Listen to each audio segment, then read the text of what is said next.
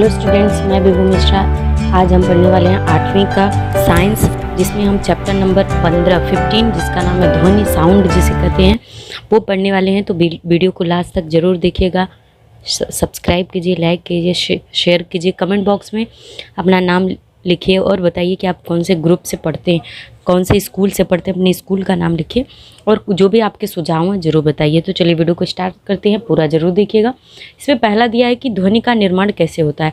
तो इस चैप्टर में हम पूरे स्वाध्याय के प्रश्नों के उत्तर को केवल बताने वाले हैं, जो कि मैं आपको सारे आंसर दिखाने वाली हूँ। ये चैप्टर एक्सप्लेन जो मैं की हूँ उसको आप वहाँ पर जाकर देखिए। यहाँ पे केवल आपको स्वाध्याय का आंसर मिलेगा। तो कैसा प्रश्न दिया है कि ध्वनि का निर्माण कैसे होता है, तो इसका उत्तर आप देख सकते हैं कि ध्वनि वस्तु में कंपन के कारण ध्वनि का निर्माण होता है। ये कंपन करने वाले तार हो सकते हैं या कंपन करने वाले पटल हो सकते हैं। तो इस तरीके से ध्वनि का निर्माण होता है। जो ध्वनि क्या होती है, एक प्रकार की ऊर्जा होती है जो ये हमारे कानों में सुनने की संवेदना को क्या करती है, निर्मित करती है। और ध्वनि को एक स्थान से दूसरे स्थान तक जाने के लिए माध्यम की आवश्यकता होती है। यह माध्यम में ध्वनि हवा में प्रसरण करते हैं और समय हवा का दाब तथा हवा के घनत्व में जो परिवर्तन होता रहता है, वो हवा में उच्च दाब तथा उच्च घनत्व वाले भाग को संपीड़न और कम दाब तथा कम घनत्व वाले भाग को विरलन कहते हैं। तो इस तरीके से ध्वनि के बारे में आपने बेसिक चीज़ें देख ली। अब हम आते हैं स्वाध्याय पर। स्वाध्याय क्या दिया हुआ है यहाँ पर देखिए। स्वाध्याय में आपको स्क्रीन पर दिख रहा है, पहला प्रश्न है जिसमें है कि ध्वनि के उच्च रिक्त स्थानों पर योग्य शब्द भरो।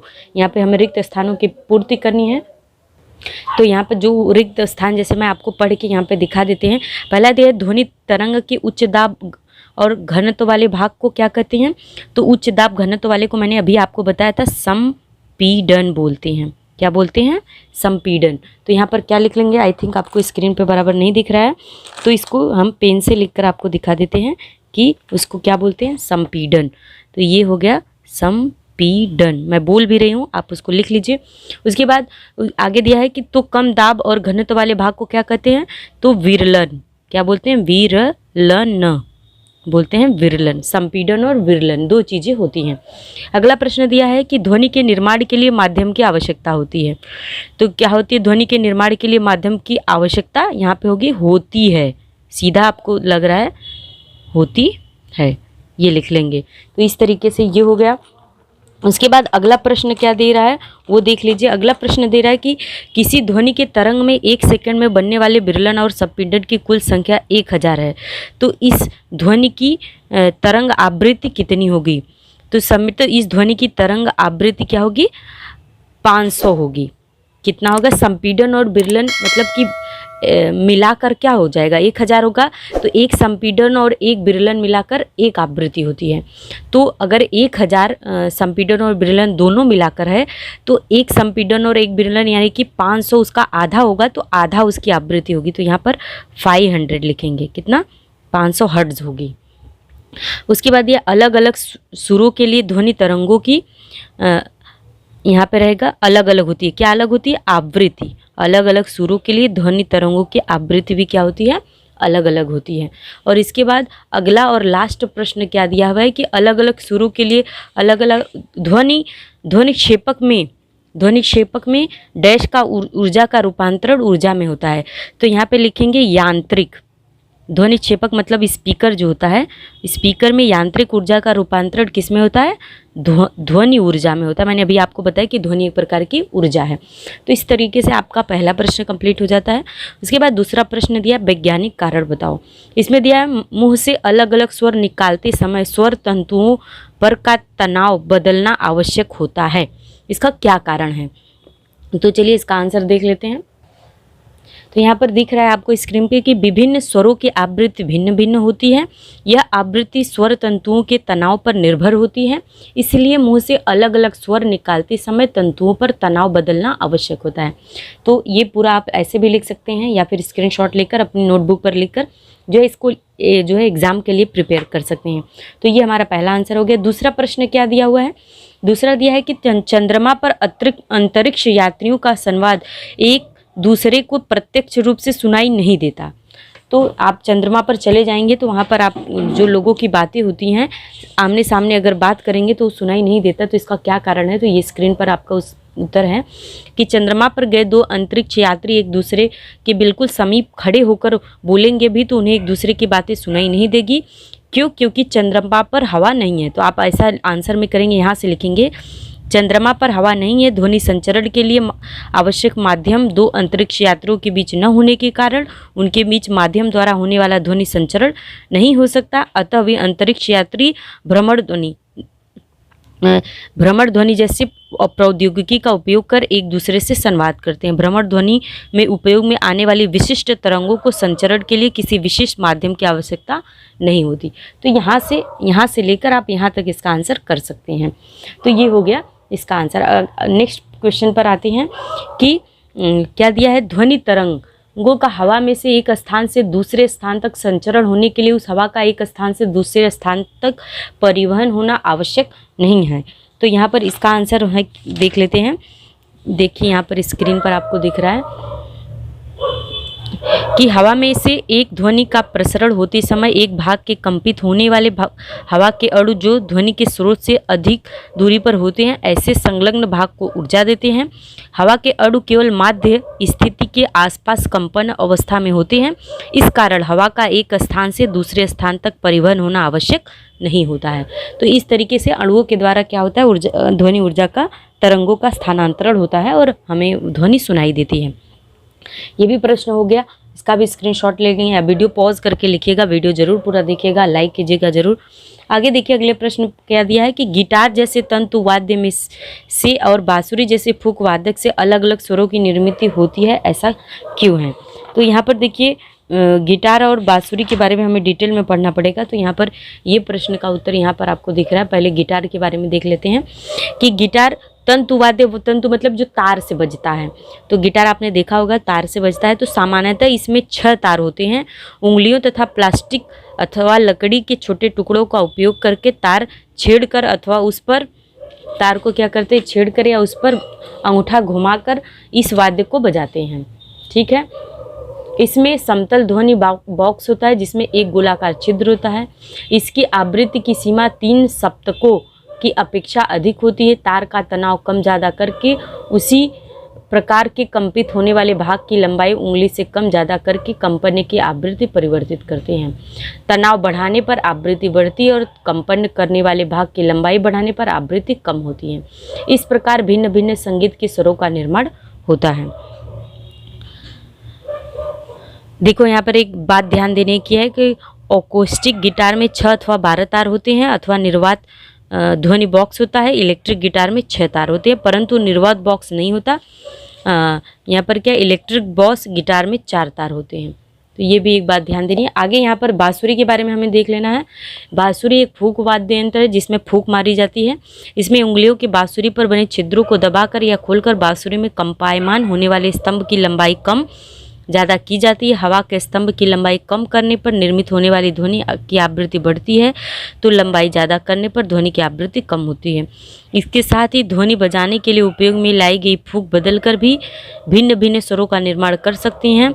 विभिन्न आवृत्तियों के स्वर निर्माण करने के लिए बांसुरी में 6, 7 अथवा 8 छिद्र होते हैं। तो इस तरीके से ये प्रश्न का आंसर आप लिख लेंगे, स्क्रीनशॉट लेकर कर लेंगे।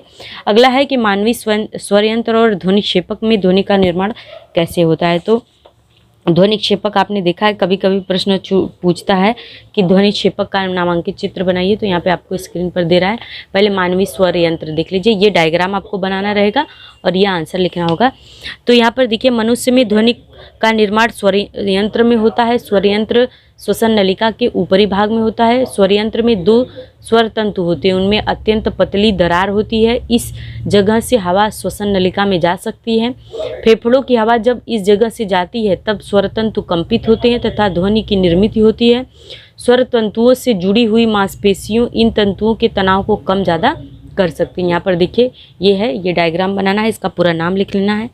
आगे क्या दिया है कि तनाव बढ़ाकर ध्वनि की आवृत्ति बढ़ा सकते हैं तो तनाव कम करके ध्वनि आवृत्ति कम कर सकते हैं। ध्वनि की आवृत्ति स्वर तंतुओं की लंबाई और मोटाई पर भी निर्भर करती है। तो इस तरीके से ये मानवीय स्वर यंत्र के बारे में आपने देख लिया। अब देखिए ये डायग्राम किसका है, ध्वनि क्षेपक से ध्वनि निर्मित है। ये आप जो स्पीकर यूज़ करते हैं वो उसका डायग्राम है। इसका डायग्राम आप ज़रूर बना लीजिए और इसकी प्रैक्टिस कर लीजिए। तो यहाँ पर क्या दिया है, यहाँ पर अगला है, ये ध्वनि लंबाई अथवा मोटाई ज़्यादा कम होने पर ध्वनि की आवृत्ति कम होती है, तो लंबाई अथवा मोटाई कम करने पर आवृत्ति ज़्यादा होती है। ये जो पार्ट है ये आपका मानवीय स्वर यंत्र का ही है। अब यहाँ पर ध्वनि क्षेपक के बारे में देख लीजिए। जो आकृति में दिया है ध्वनि क्षेपक की आंतरिक रचना दर्शाई गई। इसमें एक अस्थायी चुंबक होता है, उसके चारों ओर लपेटी गई कुंडली में से विद्युत धारा प्रवाहित होने के कारण भी चुंबकीय क्षेत्र का निर्माण होता है। ठीक है, इसके बाद क्या है, चुंबकीय क्षेत्र तथा अस्थायी चुंबक के चुंबकीय क्षेत्र में आंतर क्रिया के कारण कुंडली पर बल प्रयुक्त होता है। कुंडली में विद्युत प्रवाह बदलने पर चुंबकीय क्षेत्र में होने वाले परिवर्तन के कारण यह बल भी बदलता है तथा कुंडली के आगे पीछे हिलने लगती है, अर्थात कंपन करने लगती है।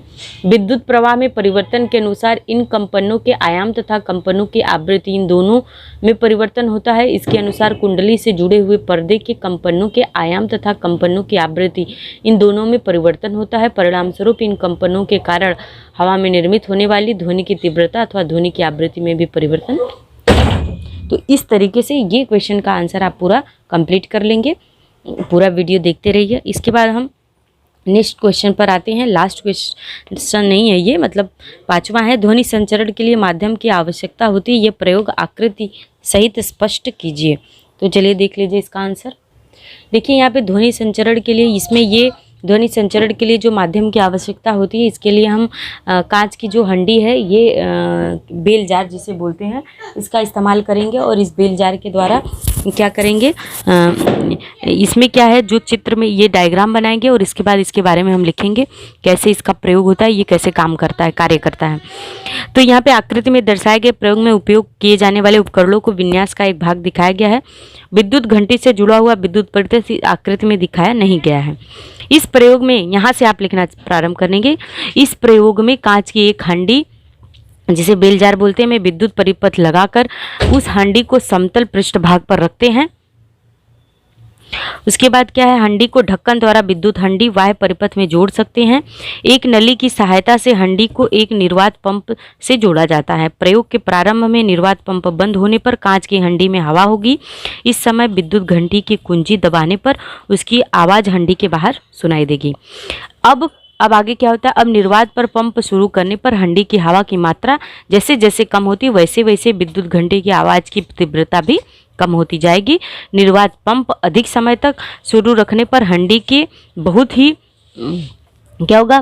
कम हो जाने पर, हंडी की हवा जो है बहुत कम हो जाने पर घंटी की आवाज़ अत्यंत क्षीण हो जाती है, परंतु विद्युत घंटी की मुंगरी कटोरी पर प्रहार करती हुई दिखाई देती है। इससे स्पष्ट होता है कि ध्वनि के प्रसरण के लिए माध्यम की आवश्यकता होती है। इसके अलावा एक और उदाहरण है जिसमें आपने देखा है कि चंद्रमा पर लोगों की आवाज़ सुनाई नहीं देती है।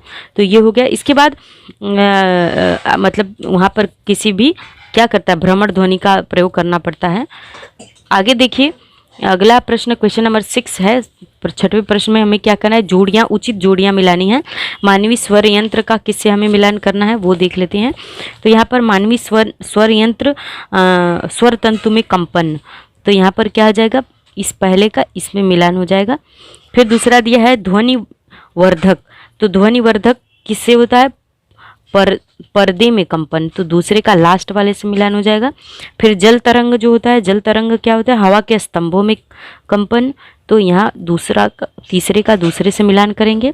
उसके बाद यह स्वरित द्विभुज, तो धातु की भुजाओं में कंपन होता है, ये चौथे का ये जो आ जाएगा पहले वाले से मिलान हो जाएगा। उसके बाद तानपुरा जो होता है, तानपुरा एक वाद्य यंत्र है, तो इसमें क्या होता है, तारों में कंपन, ये वाला जो बचा रह गया है तारों में कंपन, इससे इसका मिलान करते हो। इस तरीके से ये पूरा स्वाध्याय आपका कंप्लीट हो गया है। इसमें हम कुछ एक्स्ट्रा क्वेश्चन भी पढ़ सकते हैं, जैसे ध्वनि स्क्रीनशॉट आप ले सकते हैं, ध्वनि का अर्थ क्या है, कंपन का अर्थ क्या है, संपीड़न का अर्थ क्या है, विरलन का अर्थ क्या है, ये स्क्रीनशॉट लेकर एक्स्ट्रा क्वेश्चन भी आप कर सकते हैं। और पूरा वीडियो आपने अगर देखा है तो पूरा वीडियो देखने के लिए बहुत बहुत धन्यवाद। ऐसे ही मेरे साथ बने रहिए, लाइक शेयर सब्सक्राइब करते रहिए। मिलते हैं नेक्स्ट वीडियो में। आपका दिन शुभ हो।